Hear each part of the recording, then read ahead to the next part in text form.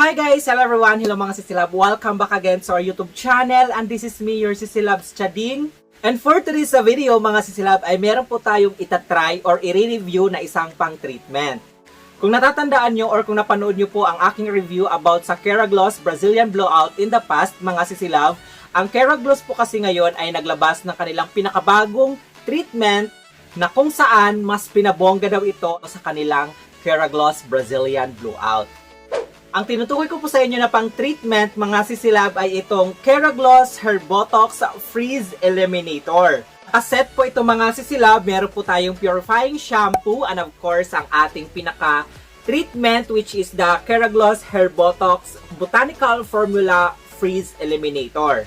Alam nyo mga sisilab kung bakit daw ito ang pinakabongga nila ngayong pang treatment dahil kiniklaim itong Keragloss Hair Botox Botanical Formula na meron daw itong up to 80% straightening effect. Wow! Ang taas nun mga sisilab. At bukod sa kanilang up to 80% straightening effect mga sisilab, ito daw po ay nakakaalis ng mga frizzy and dry hair.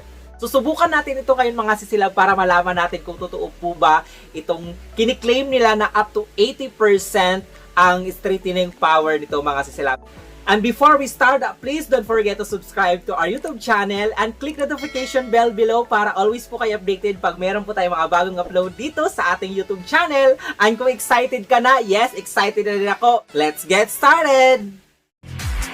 No one ugly allowed.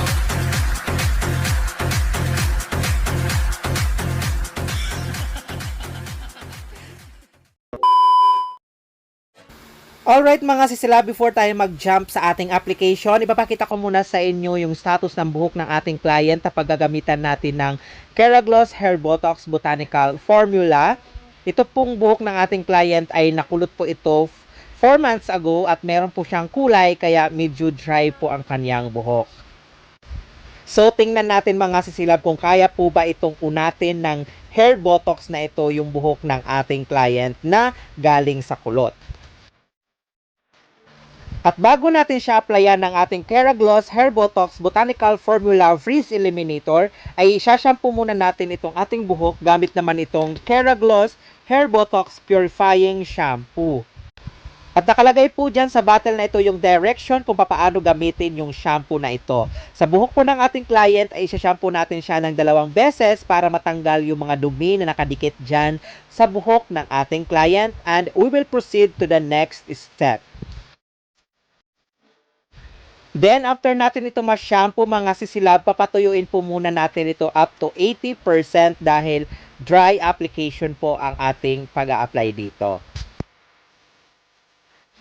Then, ito naman po yung pinaka-treatment niya mga sisilaw, yung Keragloss Hair Botox Botanical Freeze Eliminator. So, nandyan din po sa likudan or sa bottle na ito yung pinaka-direction kung paano natin siya gagamitin.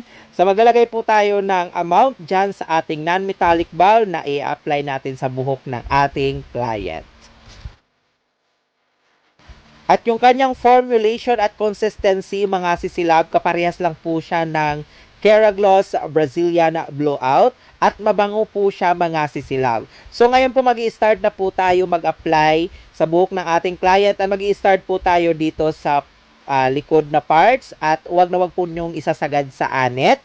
Then mag-gloves po kayo once na kayo ay mag-apply nitong hair botox na ito mga sisilab.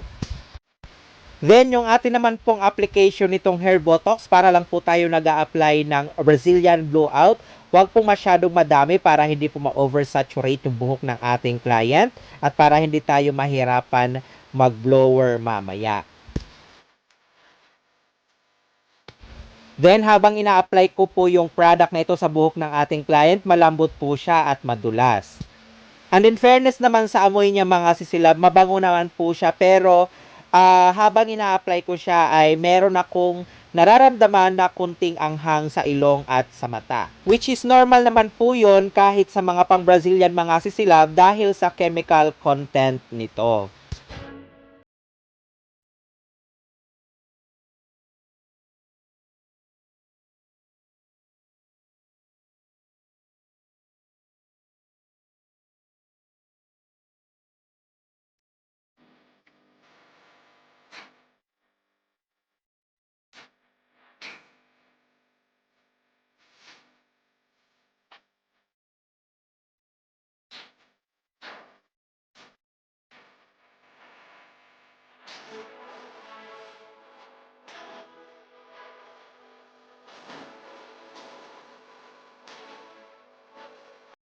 Then after natin mag-apply dito mga sisilab, ibababad po ito natin ng 1 oras. Then we will proceed to the next step.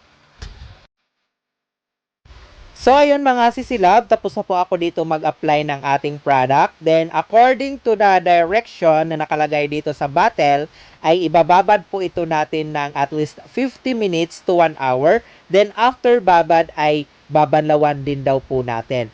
Pero according sa gumawa nitong formula na ito, ay pwede naman daw po siyang hindi banlawan after natin siyang maibabad for a better result. So parang din po siyang Brazilian blowout na hindi rin po or pwede rin hindi banlawan. So ito na mga sisilab, after natin siyang maibabad ng 1 oras at ito na ang kanyang naging itsura. Napakalambot niya sa buhok at napakadulas at nanuot yung gamot doon sa buhok ng ating client. So after this mga sisilab, hindi na po natin siya babanlawan at dediretso na po tayo sa pag-blow dry. Alright mga sisilab, so ito pinapatuyo ko na po yung buhok ng ating client. And by the way, yung ginamit ko lang po dito na temperature ng ating hair blower is medium heat lang po para makita natin kung may pagbabago po ba sa buhok ng ating client. And one thing na napansin ko din dito mga sisilab habang pinapatuyo ko yung buhok ng ating client is medyo masakit siya sa ilong at sa mata.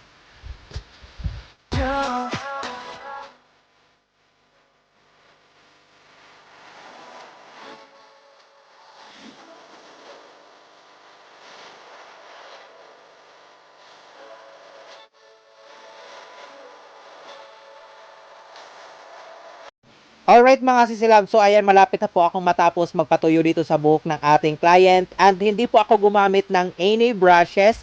Kinamay ko lang po yung pagpapatuyo para makita ko talaga kung merong pagbabago, kung meron po ba talagang 80% straightening effect dito sa product na ito.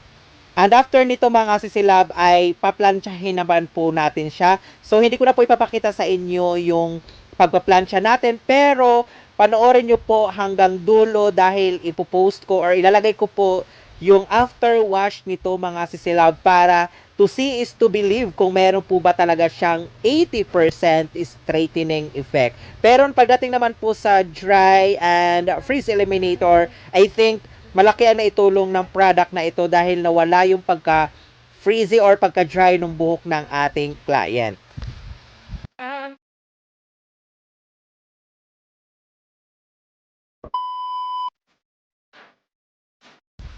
Here we go mga sisilab, ito na po yung kanyang look after natin siyang ma-iron. Siyempre straight na straight po talaga siya dahil na-plansya po natin siya.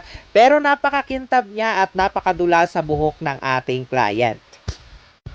At panoorin nyo po hanggang dulo kung may pagbabago po ba sa buhok ng ating client. I'm so excited mga sisilab para sa magiging resulta nito pag napaliguan na yung buhok ng ating client.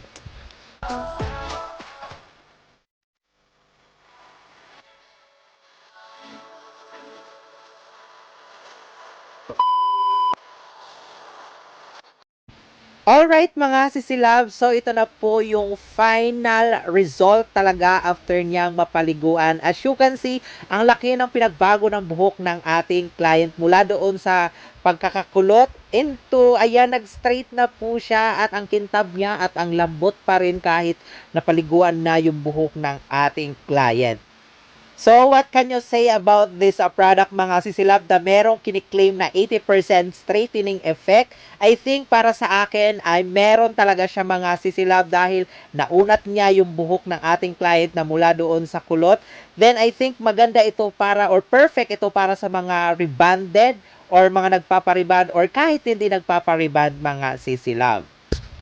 At kung magtatanong kayo kung saan pwedeng maka-avail nito mga sisilab, ilalagay ko na lang po dyan sa description yung details kung paano nyo siya ma-order or kung paano nyo siya ma-avail. So hanggang dito na lang po ang video ito mga sisilab at kung nagustuhan nyo lang po ang review ito, please give this a thumbs up and please don't forget to subscribe to our YouTube channel and click notification bell for more hair care tips and techniques. And this is Chading saying have a great hair day always mga silab. Until next video, bye!